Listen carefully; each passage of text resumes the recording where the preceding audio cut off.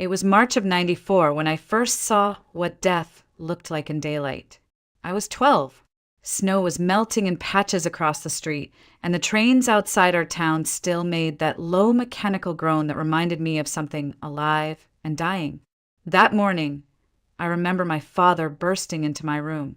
His face was pale, distorted, his voice breaking as he said, "Your mom, she's at the hospital. She lost a lot of blood. And the baby, they couldn't save her." My heart didn't understand it then. My legs did. They carried me down that cold hallway of the regional clinic, past walls that reeked of bleach and despair. My mother was lying there, pale as linen, surrounded by tubes and soft beeping machines. She didn't turn her head when I called to her. Her lips barely moved. "Nadine," she whispered. That was the name of the baby's sister who was supposed to arrive that spring, the name of the child who never made it home. My father sat on the edge of her bed and gently said, "Sweetheart, they couldn't save her." The way Mom turned to him then, I'll never forget that expression. Not pain, not confusion. It was emptiness. Something inside her died long before her body could heal. "They were too late," she said flatly. "Too late." That moment changed everything for me. I stood there, a child trying to understand grief and failure, and I swore to myself, if I ever became a woman who stood between life and death, I wouldn't let death win. Years passed. The world moved on, but that moment stayed, like a crack in porcelain no glue could ever fully fix. When I told my mother I decided to enroll in nursing school, she tried to steer me toward economics. "There's more stability, more scholarships. A better future," she said, gently adjusting the collar of my second-hand blouse. But I had already sent in the application. Midwifery, I told her. Labor and delivery. From the kitchen doorway, my father, Tim Carter, once a respected electrical engineer, now a handyman for hire, smiled tiredly. "You won't change her mind, Linda. She's got that look. Just like me. Stubborn as stone." Back then, we didn't have much. My dad had worked every odd job since the factory closed down. He fixed broken TVs, unclogged neighborhood sinks, and guarded parking lots at night when he had to. I think the only thing that kept him going was me. I took the 5:20 a.m. bus every day from our sleepy suburb into the city, whispering anatomy terms to myself under dim lights while sipping coffee I couldn't afford. My classmates thought I was intense. Maybe I was. I never went out drinking or dancing, never chased boys or dreams. "You act like you're carrying the world," they used to joke, but they didn't know about Nadine, or the way my mother stopped singing, or the sound a heart makes when it breaks in silence. They didn't know what I had promised, and I wasn't about to tell them. Midwifery school was harder than I thought, and I had braced myself for hard. The first semester hit like a freight train. Double shifts at a diner on weekends, late-night study sessions squeezed between bus rides, and anatomy exams that felt like interrogations. I learned to survive on peanut butter sandwiches and 5 hours of sleep. I didn't complain. Exhaustion was easier than silence. Mom had changed since the loss. She smiled less, moved slower, avoided babies in grocery store aisles. Her grief had calcified, turning soft things brittle. I tried not to add to her weight. I studied at the library to keep our house quiet, left sticky notes on the fridge to avoid small talk. Sometimes I'd catch her standing at the window, staring at nothing, her lips moving to lullabies she no longer sang. Dad, on the other hand, aged like rain on stone. Slowly, permanently. His hands, once smooth from drafting blueprints and running wires, were now calloused, cracked from lime and cement. He still came home with dust on his boots and paint in his hair, humming out-of-tune songs from the 70s, pretending nothing hurt.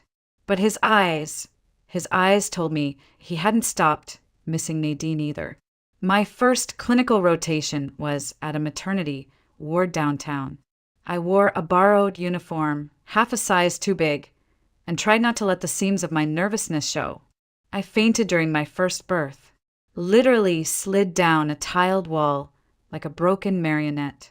I woke up on the floor, cheeks flushed with shame, to the voice of a senior midwife named Judith. "Happens to the best of us, kid," she chuckled, helping me up. "You gonna run?" I didn't. I walked back in 15 minutes later with my hair still damp from the cold tap and my jaw clenched tight. That night, everything changed. The baby, tiny, purple, screaming, wrapped her fingers around mine with a grip so fierce it made me cry.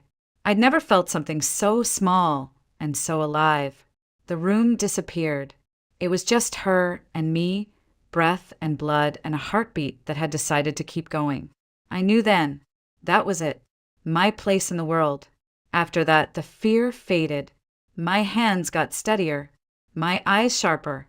I learned to see what wasn't on the monitor, to hear what a woman's silence was screaming. Judith used to tell me, "You've got something rare, Marilyn. You don't just follow protocol, you feel it. You know when a mother is about to panic before she knows herself." I shrugged it off. I wasn't in it for praise. I just didn't want any more little girls to disappear in the middle of a hospital hallway like Nadine had. By the time I graduated, I had scars no one saw and a diploma that made my mom weep silently at the back of the ceremony hall. My dad brought a half-deflated balloon and a bottle of sparkling cider he probably borrowed money to buy. "To Nadine," he said softly, raising his paper cup. "And to you, kiddo, for giving her a voice she never got to use." I still carry that moment in my back pocket, and the fire inside me burned stronger than ever. Because now, I wasn't just chasing a dream. I was keeping a promise. I met Daniel at a birthday party I almost skipped. It was late spring, right after I'd finished a month of night shifts that left me hollow-eyed and sore in places I didn't know could ache. My best friend, Pauline, begged me to come. "Just sit, eat something, pretend to laugh," she pleaded. "You look like a ghost, Marilyn." Her dorm room hadn't changed since nursing school. The same faded curtains pinned back by textbooks, the same chipped mugs full of instant coffee. We were adults now, allegedly, but the air still smelled like burnt pasta and lavender lotion. Familiar, safe. And then he walked in, Daniel Pierce, a man who looked like he belonged in a lecture hall or a hardcover book jacket. Tweed blazer, tousled curls, a leather portfolio under his arm like it was part of his body. He had this calm, studied confidence that made people turn toward him without realizing it. When Pauline introduced us, he shook my hand with a warmth that startled me. "You're Marilyn Carter," he said, "the midwife, the one who wrote that paper on psychological thresholds in labor." His voice was low, smooth. I read it, twice, beautifully written. I laughed, awkward, flushed. "You're probably the only one who did." "I'm a historian. Obsessive by nature," he replied, smiling. And that piece, it wasn't just clinical. It was human. I remember thinking, finally, someone who sees more than scrubs and chart notes. The romance unfolded the way stories promise it will. Bookstores, rain on coffee shop windows, long walks where we traded childhood memories like postcards. He sent me poetry, quoted Tolstoy like he meant it. On our third date, he gave me a worn edition of Anna Karenina, first English translation. Every woman should own her story, he told me, not just live it. When he proposed, I didn't hesitate. He knelt in the garden behind Pauline's building, fingers smudged with ink and rose petals. I said, yes, like it was a lifeboat. The wedding was modest but elegant. Daniel insisted on a classical quartet and linen napkins folded like swans. My parents looked out of place among the professors and architects, but they smiled anyway. I told myself I had bridged two worlds, and for a while I believed I had. But the cracks appeared quietly. It started with the job. "You've worked enough," he said.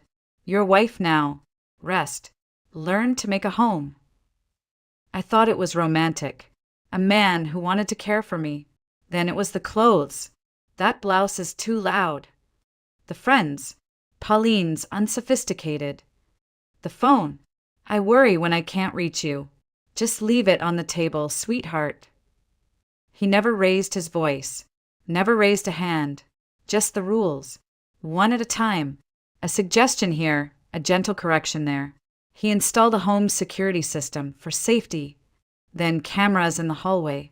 To monitor deliveries, he claimed.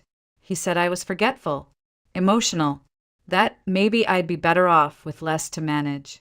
He handled the bills, the groceries, the schedules. All I had to do was smile and stay pleasant. Eventually, I stopped answering Pauline's calls, skipped holidays with my parents, wrote thank you notes instead. The house was warm, polished, silent, and I was disappearing inside it. It happened quietly. A missed period, then another. Then one morning, I stood barefoot in the bathroom, blinking at the faint pink lines that formed across the test like the slow unraveling of a miracle. 2 lines. I sat on the edge of the tub, hands trembling, breath caught between a sob and a laugh. I had stopped hoping years ago. Every checkup had ended with the same vague shrugs from doctors. Stress can interfere. Sometimes it just doesn't happen. But it had. I pressed the test against my chest, eyes wet with something I hadn't felt in so long it scared me, joy. Daniel was in the kitchen, brewing his expensive tea and reading Foreign Affairs. I stood in the doorway like a child with a secret, clutching the test in my palm. I have news, I said. He looked up, eyebrows raised. I'm pregnant. There was a pause, a flicker I couldn't quite place in his eyes. Then a slow smile spread across his face. That's unexpected. He walked over and touched my stomach lightly, like it was a painting he didn't want to smudge. We'll have to rework the guest room, he murmured. Maybe get rid of those dusty bookshelves. For a few weeks, it was almost beautiful. He brought me chamomile tea, scheduled appointments, made lists of potential names. At night, I lay in bed and whispered to the life inside me like I used to whisper anatomy terms on the bus, softly with reverence. Then came week 8. We were eating dinner. Roasted chicken, white wine, linen napkins, as always, when Daniel set his fork down and said, "Have you considered the risks?" I blinked. What do you mean? Well, your family. Your aunt had depression, right? And you mentioned once that your cousin had some kind of disorder. And my side, too. Schizophrenia, remember? Genetics aren't forgiving. I stared at him. Daniel, I'm a midwife.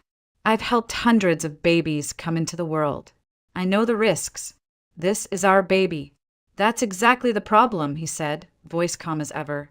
You think you know, but you're emotional, Marilyn. You've never raised a child. You barely manage your own schedule. I felt the air thin around me. He started printing articles. First pregnancies after 30. Prenatal exposure to stress. Neurodevelopmental disorders linked to maternal anxiety.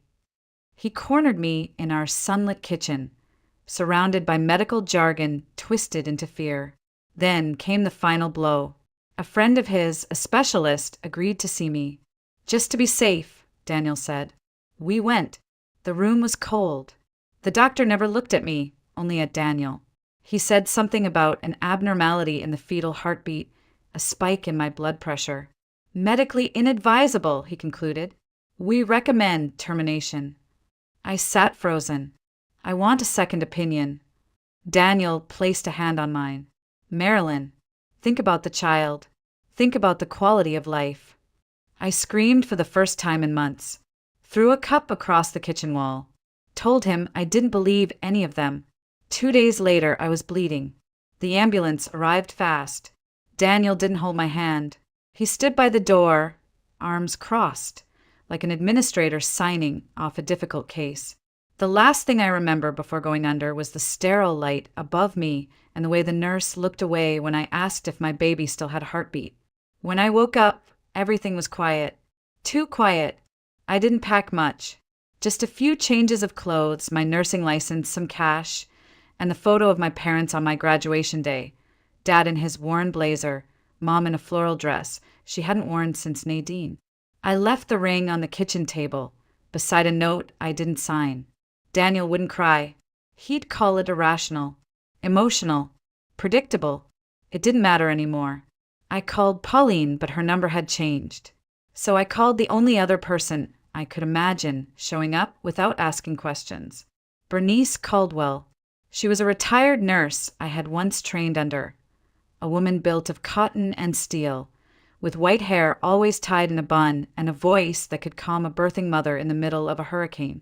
I hadn't seen her in years, but I remembered the way she used to look at me during those brutal first rotations, like she saw something worth protecting.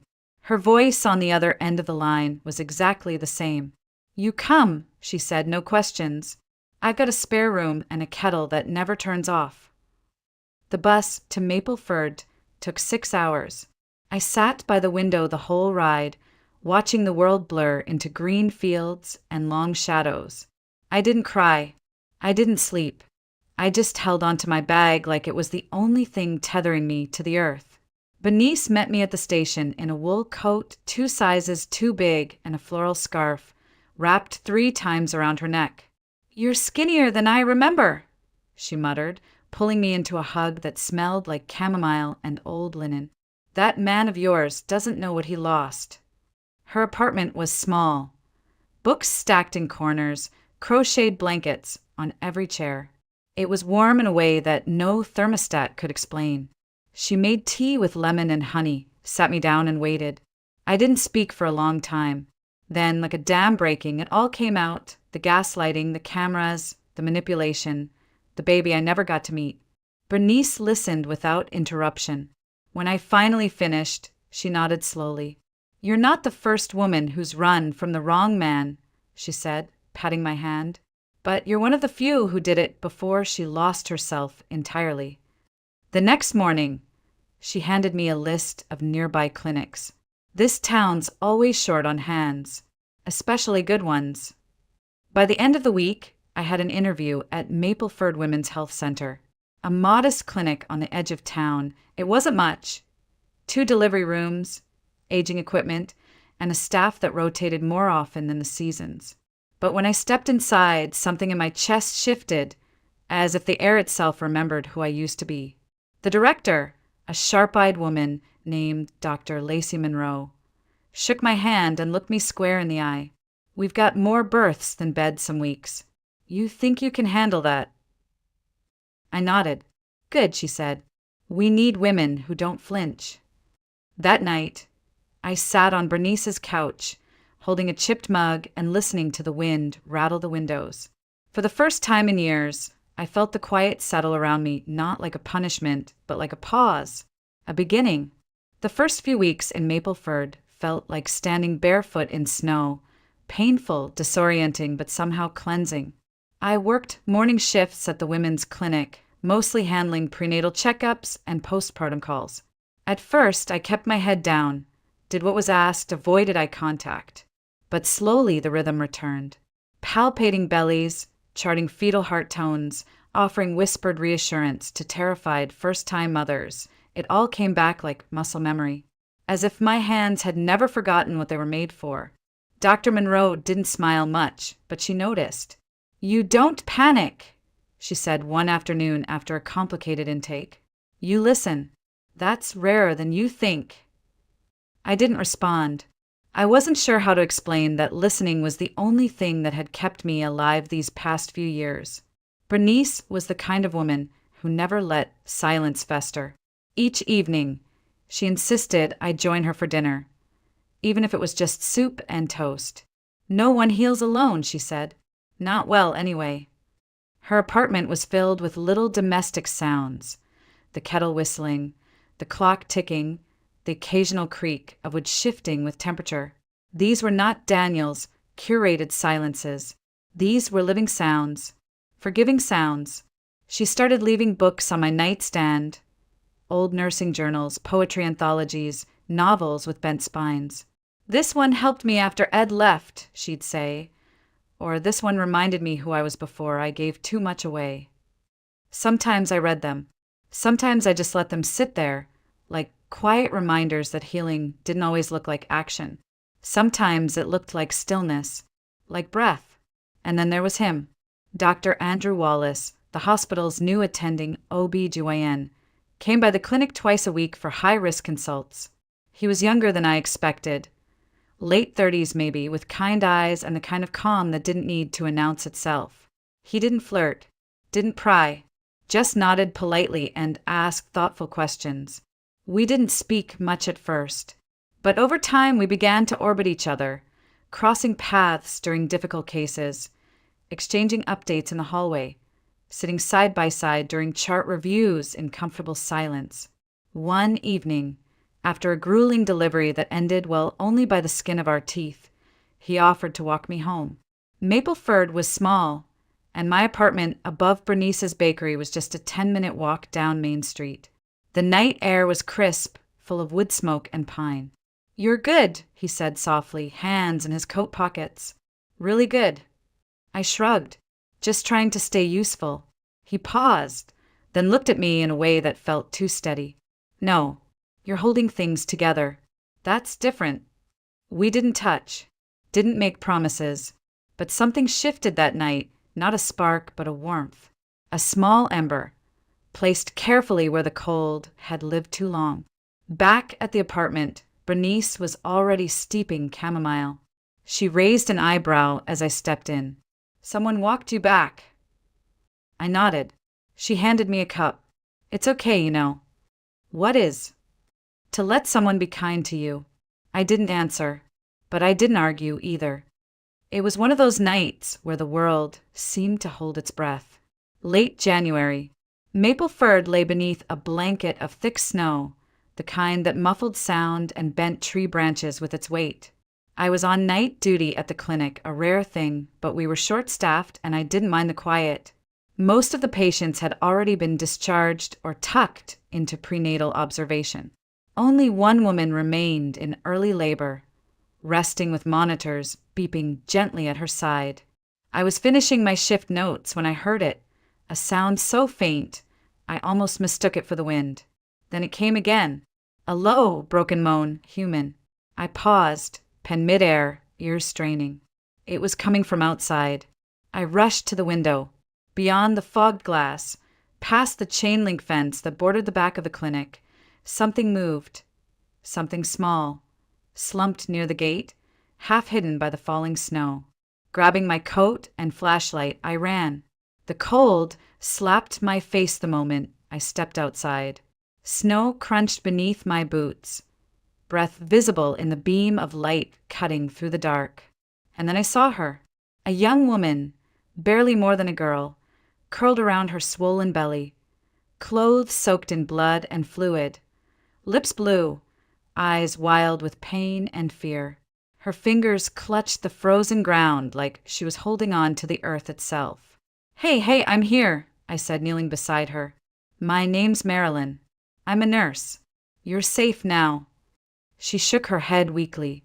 Don't take her. Please." "I'm not taking anyone," I whispered. "I'm going to help you." Behind me, I heard footsteps crunching fast. Dr. Wallace had followed, still pulling on his coat. "What V we got?" "Preterm labor. Maybe 32, 33 weeks. Possible placental abruption. She's in shock." He knelt beside me, all efficiency and calm. "We need to get her inside. Now." Together, we lifted her, barely more than bones in panic, and rushed her through the back door. Bernice was already inside with a stretcher, her face pale, but steady. "Room 3, she said. "Everything's ready." Everything after that blurred into instinct. Blood. So much blood. The girl, her name was Emily, was barely conscious, whispering something over and over that I couldn't catch. Dr. Wallace barked orders. Bernice pressed gauze against Emily's abdomen. I hooked up 4 fluids with trembling hands, silently begging the monitors to stay stable. "Get ready for an emergency C-section," he said, snapping off his gloves. "We're out of time." When he handed me the baby, she wasn't breathing. She was tiny, limp, skin bluish-gray, and for a moment, just one, I felt that old helplessness rising again. The sterile lights, the empty silence. "Nadine." "No." I pressed 2 fingers gently to the baby's chest, began stimulation. cleared her airway, whispered words I didn't even realize I was saying. "Come on, little one, come on." And then a gasp, a sputter, a cry. It wasn't loud, but it was enough. "She's breathing," I said, almost not believing it. "She's breathing." Dr. Wallace paused, blood on his sleeves, sweat beating at his temple. He looked up at me, and something unspoken passed between us. We had saved her, but Emily was already slipping. I held the baby close, trying not to shake. "What's her name?" I asked, though I wasn't sure she could hear me. Emily's eyes fluttered open just once. "Mira," she breathed, and then she was gone. Just like that. I sat beside the incubator for hours, unable to move. Mira lay inside, surrounded by wires and monitors, her chest rising and falling like a whisper. She was impossibly small, 5 pounds, maybe less, but her tiny fists flexed with a stubbornness I recognized. She was fighting. She wasn't supposed to be here. She wasn't supposed to survive, but she had. I ran a finger along the plastic wall of the incubator, tracing the curve that separated us. I didn't cry. There weren't tears left. Just something tight and heavy in my chest, something I hadn't felt in years. Hope. Her mother had died without a single ID. No family listed, no emergency contact. All we found was a small sketchbook in her coat pocket. Drawings of flowers and children. Soft pencil lines of women holding infants in blooming fields. On the last page, scrawled in shaky handwriting, was a name, Mira. My hope. That's how I knew it wasn't a name chosen in panic. It was a name chosen in love. I brought the book home that night and sat with Bernice on her threadbare sofa, flipping through every page like they held a code I was supposed to understand. "She named her," I said quietly. "She meant for her to live." Bernice nodded, sipping her tea. Most mothers do. We sat in silence for a while, the sketchbook between us like a newborn neither of us could touch. Finally, I whispered it out loud. "I want to keep her." Bernice didn't look surprised. She set her tea down, folded her hands. "Then we need to move fast." "What do you mean?" "She doesn't have family. No paperwork. No custody designation. If the county finds out, they'll assign her a temporary guardian and put her in the system." "No," I said quickly. "No, they can't." Bernice leaned forward, voice low. "You know how it works, Marilyn. She's legally unclaimed. And right now, you're just a nurse who happened to be there. You want to be more? We've got forms to file, people to convince, hoops to jump through. It won't be easy." I looked down at the sketchbook again, at the little drawing of a sleeping infant nestled in petals. I'm not afraid of hard. Dr. Wallace helped where he could. He had contacts in social services, pulled strings to get me temporary custody while the paperwork was in motion. We worked in tandem like we had in the OR, fast, focused, without needing to speak too much. But not everyone was happy. Zena, the new surgical lead, had been cold to me since I arrived. She didn't like how quickly I'd gained trust. She didn't like how often Dr. Wallace said my name. One night, I caught her lingering near the nursery, watching me through the glass. "You're getting attached," she said without looking at me. "Dangerous, that." "She has no one," I replied, and I was there.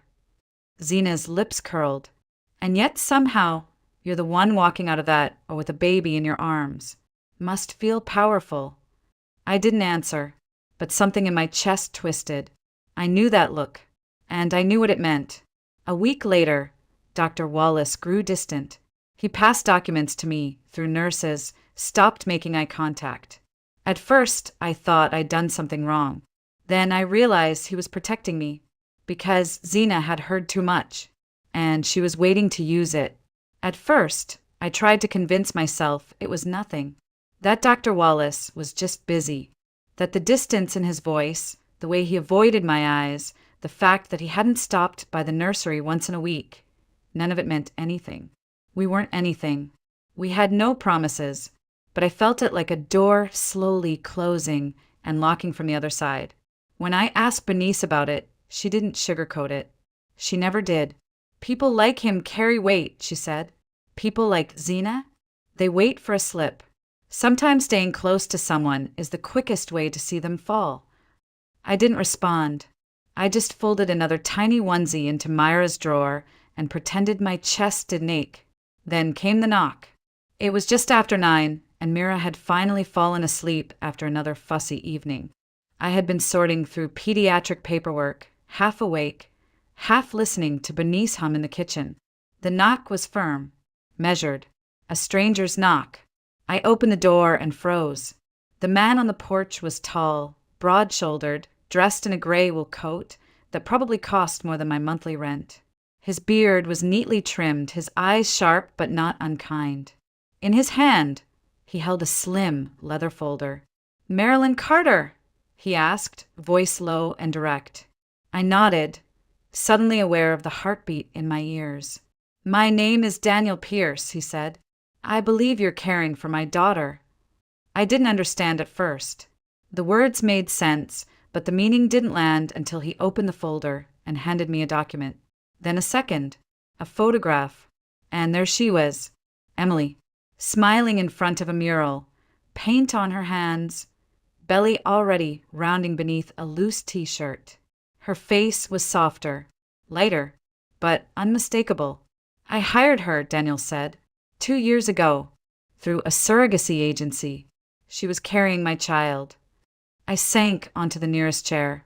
"You're mistaken," I said quietly. She never mentioned anyone. No paperwork. No contact. She gave birth and died alone. His voice didn't waver. She ran. She left a note the morning she disappeared. Said she couldn't go through with it, that the baby was hers. He paused, and for the first time I saw it, the pain beneath the polished exterior. I searched for her for over a year. Private investigators, legal teams. Nothing. Until last week, when someone in your hospital uploaded a case report with just enough detail to catch attention. Zena. Of course. I looked at the photo again. At Emily's eyes. At the mural of swirling stars behind her. And the tiny caption below written in faint pencil. For her. For Mira. She named her, I whispered. Daniel nodded. That's how I knew it was her. I chose the name. Mira means peace in an old dialect my grandmother spoke. Emily liked the sound. We sat in silence for a moment, the weight of it all pressing into the small room, into the old wood floor and the stale tea on the counter. "I'm not here to take her from you," he said at last, "but I do want to meet my daughter." Everything in me screamed to say no. But then I thought of Myra's eyes, so green, so full of questions I couldn't always answer. And I realized a door had just opened, not behind me, but ahead. I didn't let him hold her right away, not because I didn't trust him, but because I didn't know how to trust anyone with something so fragile again. We arranged a supervised visit at the clinic. Bernice insisted on being there, quietly reading a magazine from the corner. Dr. Wallace passed through once, but didn't stop, just nodded toward me, his face unreadable. Daniel sat across from me, hands clasped between his knees, eyes never leaving the tiny bundle asleep in my arms. I watched him watching her, not with hunger, not with fear, with longing, and something else. Regret. "She has her mother's lips," he said quietly. I looked down. Myra's mouth was soft, pursed in sleep. Emily's sketchbook flashed through my mind. Petals, swirls, the way she had written that name like a prayer. She never told us, I murmured, why she ran. Daniel's jaw flexed. I think she was afraid I'd take the baby and disappear, that I only wanted a child, not the connection. And was she wrong? His eyes met mine. I didn't understand back then. I thought biology was everything. But now, I know that showing up is louder than blood. I didn't want to cry, but I did, because somewhere deep in me, I knew exactly what he meant. For weeks, I had watched Myra's chest rise and fall with every breath, her tiny fists clench and unclench with life. I had fed her, sung to her, rocked her through colic and fevers and 1,000 tiny moments that added up to something huge. And none of that had anything to do with DNA. He didn't ask for forgiveness. He didn't beg for rights. He just came again the next week with a book of Russian lullabies his grandmother used to sing. Then again, with a handmade mobile of paper stars and moons. Each time he stayed a little longer. Each time, I watched Myra's eyes track him across the room. Then, one snowy evening, we sat across from each other at Bernice's dining table. Mira was asleep in her carrier, fingers curled around one of Daniel's old scarves. "I've spoken to my lawyers," he said, voice low. "They're drawing up shared guardianship papers. You've raised her, loved her. I won't take that away." I didn't know what to say, so he continued, "But I'd like to be in her life, not as a visitor, as her father. And if you're willing, maybe we can find a way to do this together. Not just legally, but honestly." The air between us shifted. Not romantic. Not yet. But tender. Open. Like stepping into a field after a long winter and seeing something green breaking through the frost. Bernice passed through the room with a cup of tea, paused at the doorway, and smiled softly. "Families come in all shapes," she said. "Some are chosen. Some are built. Some are rescued from the fire." I looked at Daniel. I looked at Mira. And I felt something settle deep inside me. A stillness. A beginning. It was Bernice who found it, tucked into the lining of the old diaper bag Emily had clutched the night she arrived. The bag had been buried in the corner of the closet for weeks, used only once, and then forgotten, as if touching it had felt too close, too raw. Bernice brought it to me after breakfast, setting it down on the kitchen table like it held something sacred. "There's something inside," she said softly. "I thought you should be the one to open it." My hands trembled slightly as I unzipped the lining. Inside was a folded piece of watercolor paper, the edges frayed. I opened it slowly. The writing was shaky but deliberate, Emily's. I recognized the same looping are from the name Mira in her sketchbook. It wasn't long, but it didn't need to be. To whoever finds her, if she survives, please tell her I loved her, even when I was scared, even when I ran. I thought I had more time. I thought I could make it somewhere safe before she came. I didn't want her born in fear like I was. I never wanted to disappear. I wanted to become someone better before she met me. But if I'm gone and someone is holding her, please love her without guilt. Let her laugh. Let her be wild. Let her choose her own name for you. Tell her I drew her from starlight, and that I'm not sorry I chose her over everything. Emily, I didn't realize I was crying until a tear hit the paper and blurred the ink.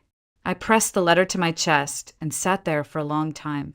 Later that evening, I walked out behind the house with Mira wrapped against my chest, bundled in wool and soft blankets. The sky was pale lavender, dusk settling in. The old brick kiln behind Bernice's garden still stood, a relic from when the property had been a pottery studio decades ago. Inside the kiln, someone had stacked old firewood for winter. I lit a small flame and held the letter over it, whispering Emily's name, not out of anger, not to forget, but to release, to send it to whatever part of the sky held her now. The paper curled and blackened, ash lifting into the night like a prayer. Behind me, Mira stirred, then settled again. Daniel stepped onto the porch, watching us from a distance. He didn't speak, just stood there, hands in his pockets, letting the cold night settle into his bones the way I had learned to do. We were all survivors of something, and somehow we had chosen to survive together. I don't know what our future looks like. I don't know what Mira will call me one day, or how many times I'll stumble trying to be enough. But I know this. Love isn't just biology. It's not blood or names on a certificate. It's showing up when the storm hits. It's holding on when you're afraid. It's letting go when it's time. And sometimes it's drawing a girl from starlight and trusting that someone else will help her shine.